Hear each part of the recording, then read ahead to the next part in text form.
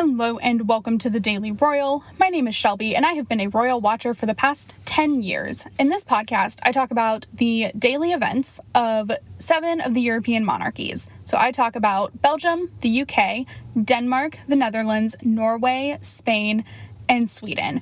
I upload Monday through Friday with occasional bonus episodes here and there.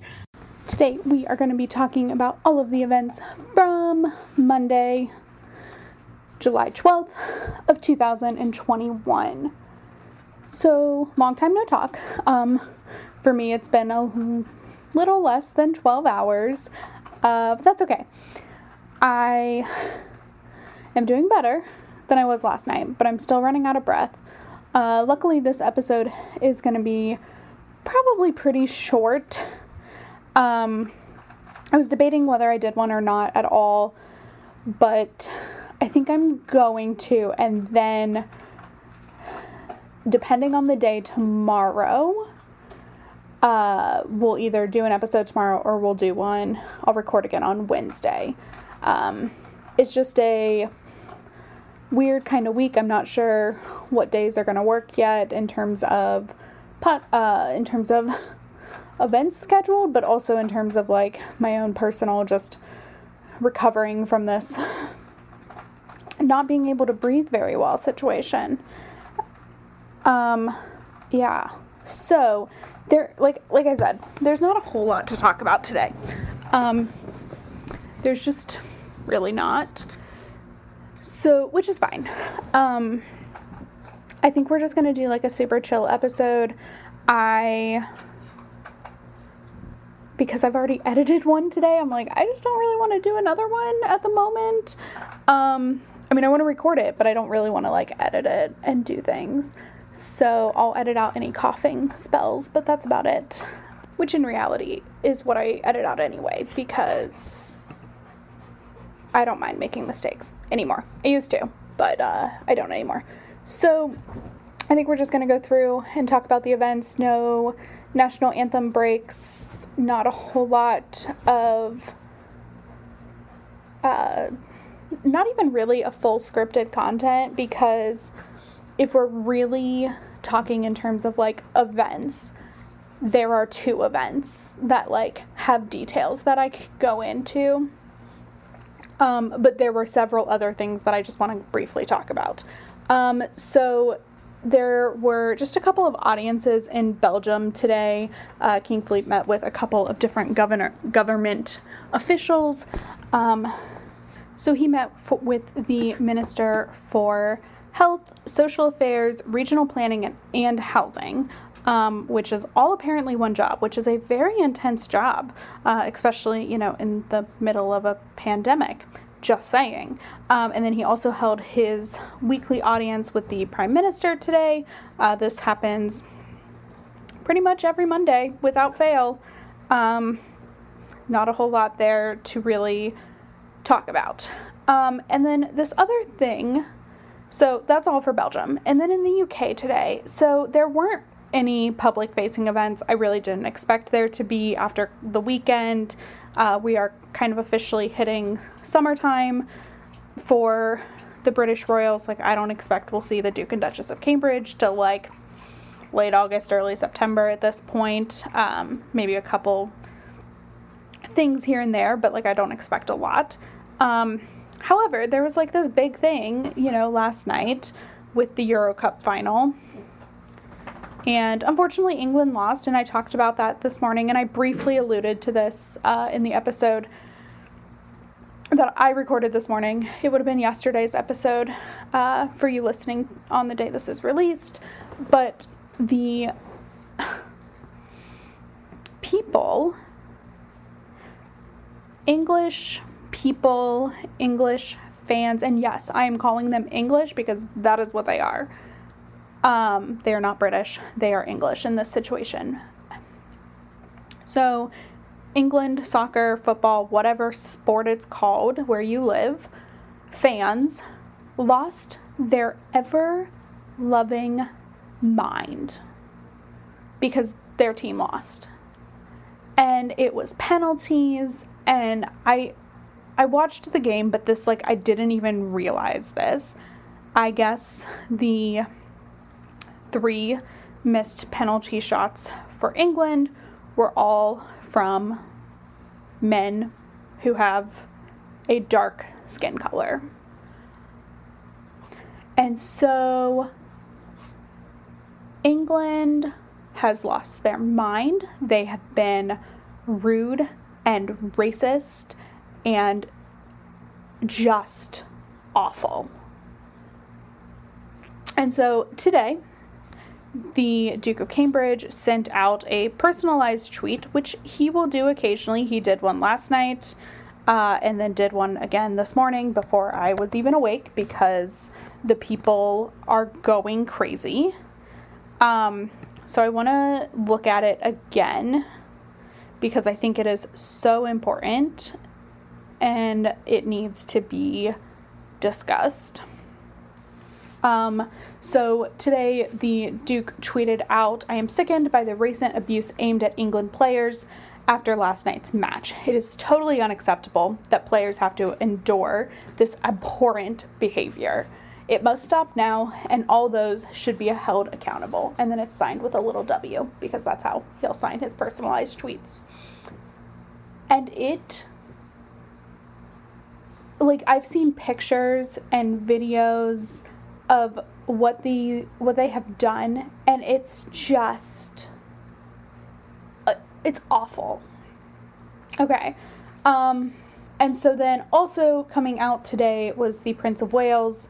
So this was on social media. It's not signed specifically by Charles, but it is a quote that he said last year on Windrush Day, which is a day where people of color were able to move to the UK and become citizens and do work there. I talked about that a lot on Windrush Day last year.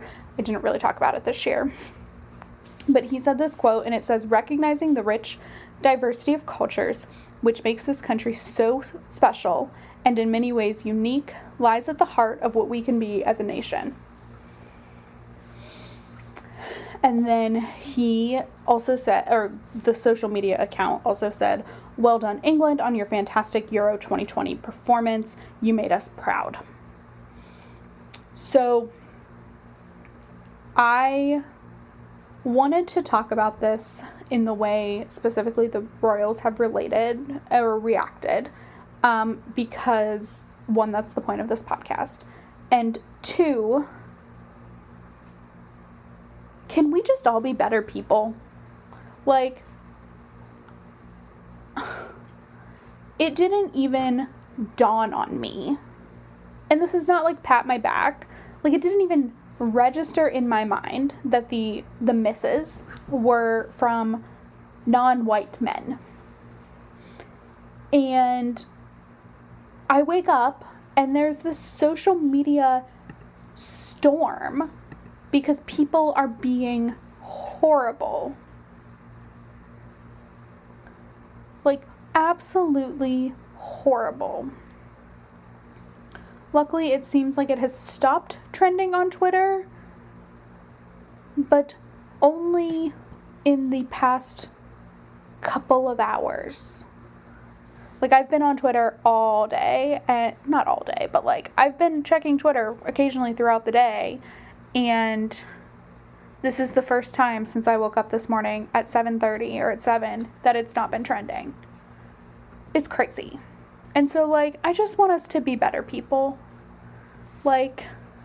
Just be better. This is crazy.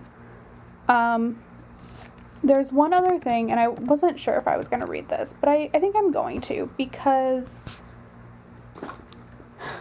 this is from Harry Kane, who is one of the star players on the England team. And it just says, 3 lads who were brilliant all summer had the courage to step up and take a penalty. It's called a pen, but a penalty when the stakes were high. They deserve support and backing, not the vile racist abuse they've had since last night. If you abuse anyone on social media, you're not an England fan and we don't want you. And I think that is a very bold statement, and I'm so here for it, because You don't get to be an England fan, or you don't get to be a fan if you don't like people on the team because of their color. Like, come on. It is 2021. Can we please be better in the wake of Black Lives Matter last year? Like, can we all just be better? Because this is ridiculous. It's not okay. And it just is painful. So, that is, of course, a really important thing.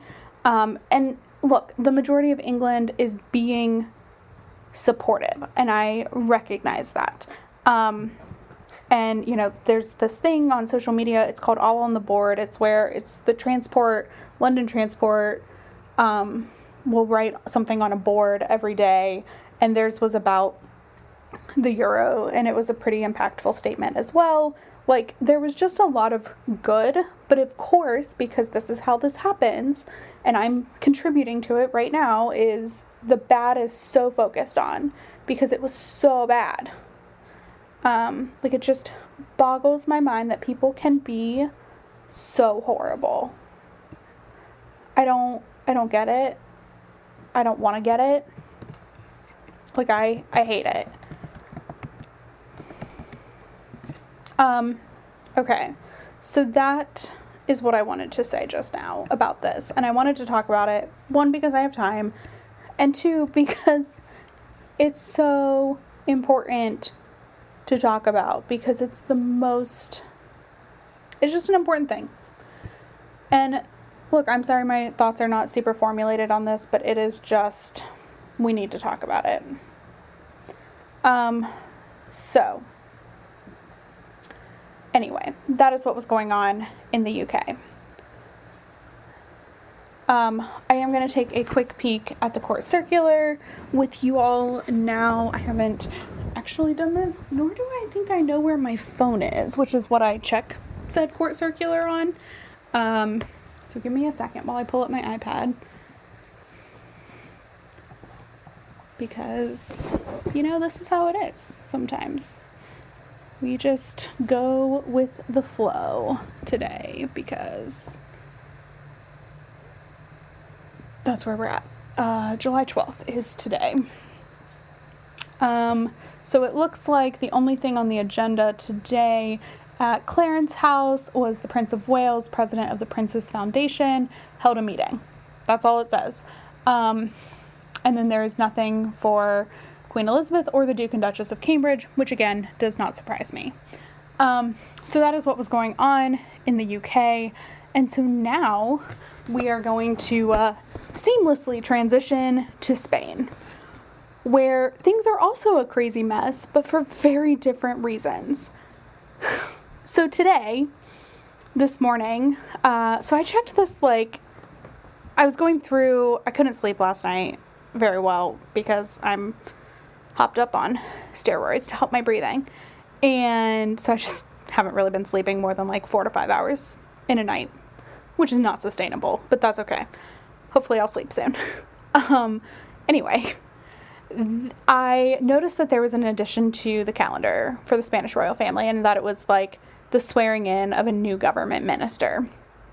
Well, come to find out that what I thought was a single swearing in for a government minister, because I didn't read it super closely, like, ended up being 12 new government ministers. So basically, the entire Spanish cabinet has changed.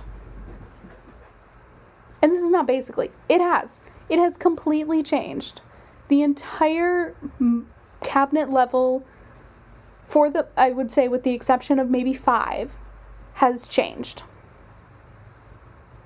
What? And it is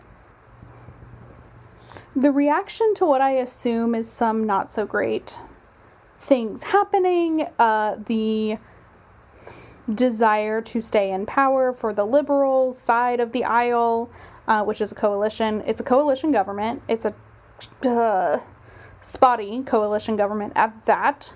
And I think the only reason they've made it this long is because of the pandemic. However, there are some perks to this. Like, I don't want to just say all the negative things. Like, the cabinet of Spain is now younger and more female than it's ever been before. I think the average age is like 50, which still seems really old to me as someone who is under 30, but like reasonably acceptable. Like, I'm okay with it. And it's a majority women cabinet, which I'm totally fine with. I think that's awesome. And so today, King Felipe presided over the swearing in of those new ministers. Somehow now the president of the Senate is now the Minister for Justice, which was really interesting. So she had to be sworn in first to like then observe the rest of them. The first deputy prime minister has left, and so like everyone kind of moved up. Basically all of the like women that I was beginning to, well, I recognized for some time and had a lot of great respect for, are gone. The foreign minister has changed. The minister of education has changed. The minister of culture and sports has changed. Like, all the people who, it's crazy. And so I was reading a little bit more. I was reading in English, like American articles as well as Spanish articles, about kind of the just general, like, everything. So I was reading today in the Financial Times, that essentially, so even Prime Minister Sanchez, he's technically, his title in Spain is President of the Government. His title for the rest of the world is Prime Minister. So Prime Minister Sanchez today announced the formation of what he described as a, quote, new government that would focus on economic recovery, and help Spain bounce back from the ravages of the coronavirus pandemic. Which is fine. But I am shocked. Absolutely shocked. Which is just, it's not that it's bad. I think there's room for change like this. I think it's fine. It just seems so intense and radical, and it came out of nowhere. Like, I've mentioned, I keep up with the things in the Spanish politic world, and this came out of nowhere for me. Like, I saw the event thing yesterday pop up on the royal calendar, and then it was 12 new ministers. So anyway, that was the first thing. And then something I thought would be getting more of my attention today is the celebration of the Jacobean year of 2021. So I did a little bit of research because this is the second time I've now talked about it. So the saint day for St. James, who is like the patron saint of Spain, and he is called Santiago in Spanish, is July 25th. It also happens to be the day that Galicia celebrates like its national day, or its autonomous, it's its national day, but Galicia is not a country in and of itself. It's an autonomous community within the country of Spain. But it this year falls on a Sunday, which makes that for some reason become a Jacobean year or a holy year in honor of Santiago. I don't understand. I'm super not Catholic. But it's a big deal, especially for the Santiago, or the Camino de Santiago, which is the Walk of St. James. It is a pilgrimage route. It is something that a lot of people do. And so it's a big thing. It's also something that people can do right now because pandemic land. So they attended a celebration of the Jacobean year in the autonomous community of Navarra, which is north central Spain, essentially. They walked a very small portion of the Camino de Santiago, which like maybe a kilometer and a half or something. It was a very small route because it was pouring down rain. And then attended a service at the Church of Santa Maria de Roncesvalles, where the various government officials spoke. So the president of the Autonomous Community of Navarra, the president of the Autonomous Community of Cantabria,